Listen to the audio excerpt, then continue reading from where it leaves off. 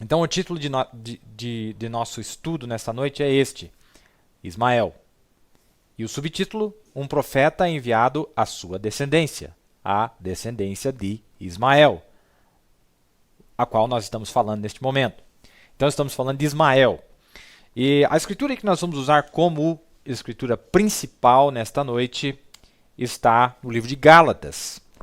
Está no livro de Gálatas, capítulo 4. Vou começar a ler para vocês e vamos dar uma estudada, vamos dar uma minuciada naquilo que está sendo dito. A escritura diz assim, aqui é Paulo falando ao livro aos Gálatas, né? Disse assim, porque está escrito que Abraão teve 2 filhos, um da escrava e outro da livre. Todavia, o que era da escrava nasceu segundo a carne, mas o que era da livre, por promessa. O que se entende por alegoria, porque estes são os 2 concertos. Um, do Monte Sinai, gerando filhos para a servidão, que é Agar. Ora, esta Agar é Sinai, um monte da Arábia que corresponde a Jerusalém, que agora existe, pois é escrava com seus filhos. Mas a Jerusalém que é de cima é livre, a qual é mãe de todos nós, porque está escrito, alegra-te estéril que não dás à luz, esforça-te, clama tu que não estás de parto, porque os filhos da solitária são mais do que os da que tem marido. Mas nós, irmãos, somos filhos da promessa, como Isaque. Mas como aquele que era gerado segundo a carne perseguia o que era segundo o espírito, assim é também agora. Mas que diz a Escritura? Lança fora a escrava e seu filho, porque de modo algum o filho da escrava herdará com o filho da livre. De maneira que, irmãos, somos filhos não da escrava, mas da livre. É isso que nos diz aqui no livro de Gálatas. As Escrituras estão mostrando. Mas o que eu quero enfatizar, antes de eu começar a nossa lição, Paulo está claramente dizendo que foram 2 concertos, 2 alianças distintas. Foi feita uma aliança com a descendência através de Agar e foi feita outra aliança com a descendência através de Sara. 2 concertos, 2 alianças, foram 2 pactos que foram feitos com esta descendência. As 2 são descendências de Abraão, porque o pai dos 2 é Abraão, apenas que com mulheres diferentes, Agar e Sara. Mas veja o que o profeta diz já na próxima citação, que coisa bonita. Ele diz assim, agora Paulo, falando dessa escritura, agora Paulo está falando dos 2 filhos de Abraão, os quais um deles foi através de Sara e outro através de Agar. Agora nós descobrimos aqui, entendemos que através das escrituras, que Deus nunca é representado em 2, mas em 3. Sempre em 3 Deus é aperfeiçoado. Deixa eu chamar a atenção de vocês. Não é o diabo que está sendo representado por esses 3 que o profeta vai falar. É Deus. Deus é perfeito em 3 e não em 2. Está falando de Deus aqui, não está falando do diabo. A matemática da Bíblia corre perfeitamente. Deus é aperfeiçoado em 3, adorado em 7 e assim por diante. Veja então então vemos que a matemática da Bíblia nunca falha. E nós temos aqui 2 filhos de Abraão. E, contudo, apenas podemos ser herdeiros contanto que sejamos um destes filhos, ou algum filho de Abraão. Para ser herdeiro, tem que ser um desses filhos de Abraão. Para ser herdeiro, tem que ser um destes filhos de Abraão.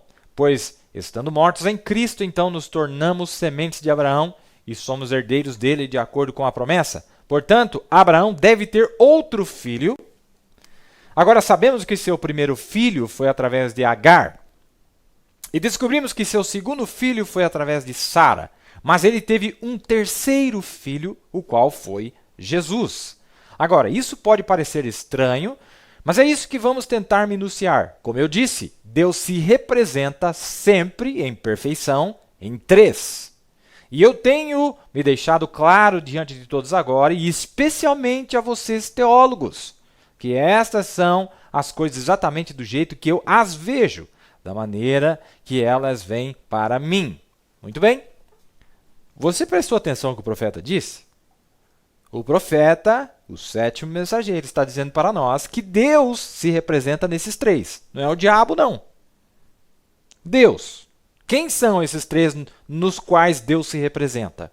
Ismael, Isaque e Jesus. E ele disse: o terceiro filho de Abraão é Jesus. E o profeta não está inventando moda, não. Ele está citando uma escritura. Veja o que diz aqui nessa escritura, nessa citação. Livro da geração de Jesus Cristo, filho de Davi, filho de Abraão. É a Bíblia que diz que Jesus é filho de Abraão. Então ele é o terceiro filho de Abraão na sequência. Primeiro veio Ismael, depois veio Isaque e depois veio Jesus Cristo. 3 filhos, e ele disse, e é Deus que está representado nesses 3. Não é o diabo, não. Deus. Deus está representado em Ismael, Deus está representado em Isaque, Deus está representado em Jesus Cristo. Não é interessante?